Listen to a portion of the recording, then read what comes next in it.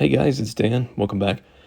I originally wasn't sure I was going to do a video on this topic, but I figured I was midway through the process, so I might as well document the journey. And this started out because I realized I really didn't have a good handle on how many models I had that were unbuilt. And to be frank, I don't like the term pile of shame. I really don't feel any shame about my miniature collection. Even the unbuilt stuff, I think that collecting and owning miniatures, even if they're not built, is a totally legitimate part of the hobby. However, from my perspective, for myself anyway, I like to keep my stuff organized, and I realized that was what was missing, and that even this collection of unbuilt miniatures really wasn't well organized, because what you see in the background here was this shelf of assembled stuff, and I had it in my head almost delusionally, like, oh, actually, I don't have that much stuff. I can justify buying some more models, and maybe that's true, but I I wanted to at least understand what I had that was unassembled. So I put everything together in a pile. You can see it here in the background, and I realized it was a lot more than I had previously thought. So I thought, you know what, to maybe justify some more purchases, let me try to put together as much of this as I possibly can. I guess within reason. I really did start out thinking I was going to assemble everything that you see here, probably to the tune. I was doing some rough math on it. I think it's about 500 miniatures that are on sprues or in like partial states of assembly that need some heavy remediation. So yeah, that's what I ended up doing here. Is I kind of divided it up and decided I was going to just try to build it all, and that way at least it would be off of sprues. It would be organized on my shelf of stuff to be painted. So because a lot of this stuff was going to be for my Carthaginians, which are going to be on these kind of balsa strip bases, that was the first thing I did. Is I made like 80 of these. So I went through and I just, using a ruler, X-Acto knife, I cut out a bunch of these bases that I would ultimately use for my Carthaginian units.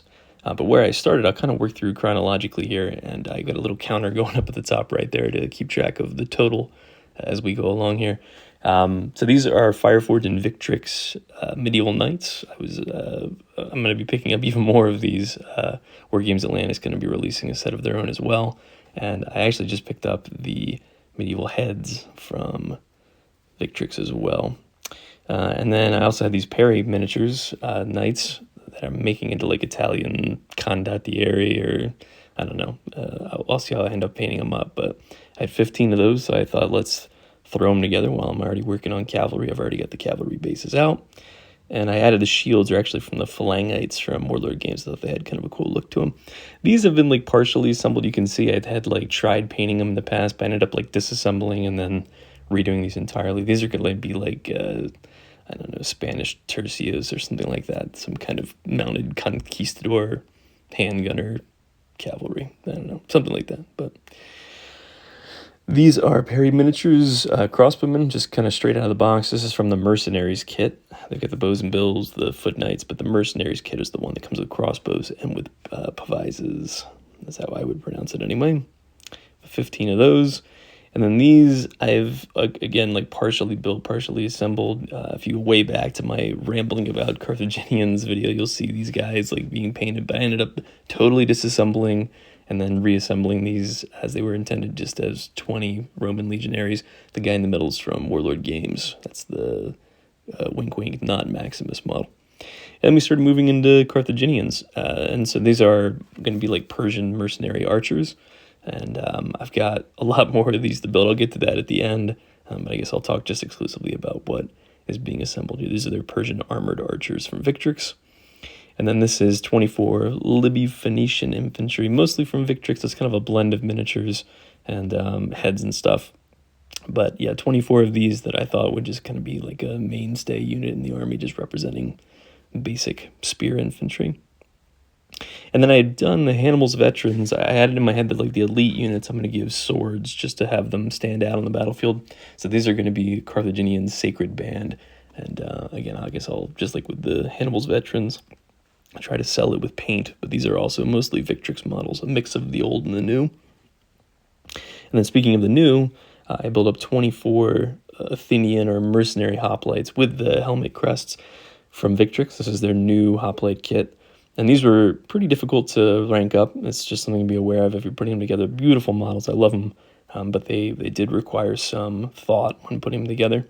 And then once those were done, I thought that was so much fun. Let me do it all over again. These are going to be Spartan hoplites. I wish that they actually had like the bell helms that they probably would have worn in the like Greek head kit, but they didn't. I just figured I'll use some without crests and call them Spartans. And then these are Numidian skirmishers that I had from the Warriors of Carthage box. There's a couple in there that are converted from the War Games Atlantic Citizens of Rome box. I think I'm going to use the rest of the box to make like just Greek peltasts on some other bases. And then these are my Macedonian companion cavalry, just straight out of the box. These, I think these look awesome, especially being it's not like an old Victrix kit, but older Victrix kit. I thought that these look pretty cool assembled. And then we go back to kind of my miscellaneous Empire stuff. These also were like partially assembled. I added some more Preston, the new boxers that I just got from War Games Atlantic, converted them up to make kind of like fantasy Arab militia is what these are. So I thought I had 30, but I had 29, so I'll have to make one more. And then these are like my European mercenary kind of etc. unit, 30 of these. I'm going to paint these up like Talabheimers from Warhammer Empire, like on the front of the Free Company's box. That's kind of the vision I have in my head for these. And then this is where I ended up stopping, just shy of 300. 12 of the early Saxon armored warriors and 10 of the Norman crossbowmen from Victrix that I converted up to be kind of like Norse or Viking crossbowmen. So I still have more of those to build, and I'll talk about why or what my plans are for what's left. But I stopped there because I realized I really wasn't having any fun anymore. It's been like a week and a half, almost 2 weeks of just nonstop building and kind of cutting corners. And I realized what I still had left were like about 100 goblins that you see there in that my bin of goblins there, 30 of which are new on sprue War Games Atlantic goblins, and then like Oathmark goblins and orcs and some other models.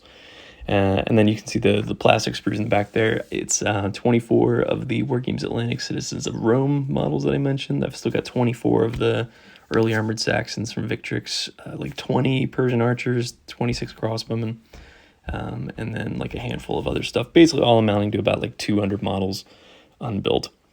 And yeah, I just wasn't enjoying the process anymore. And with what I had left, I realized like the Dark Age stuff, I really wanted to pick up the box of Rus from Victrix that they're releasing to blend some of those bits in, especially with the armored stuff, because there's some really cool armored pieces in that kit that I wanted to blend in with the units that I'm making.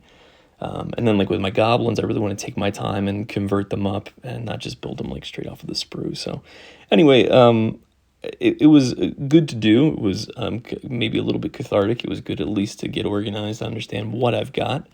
And but I, in truth, and looking back on it, I really wouldn't recommend anybody do this. Maybe just like make an inventory is probably what I should have done instead of trying to tackle this project head on. But I guess in the end, it was good to do. And what you see in the background there is like partial shot of my shelf of stuff that needs to be painted. So as you can see, I've got plenty of stuff to paint. As I just mentioned, I've got like 200 models to build. I did pick up the Rus kit, so it's going to be another like 48 kind of Viking models to paint.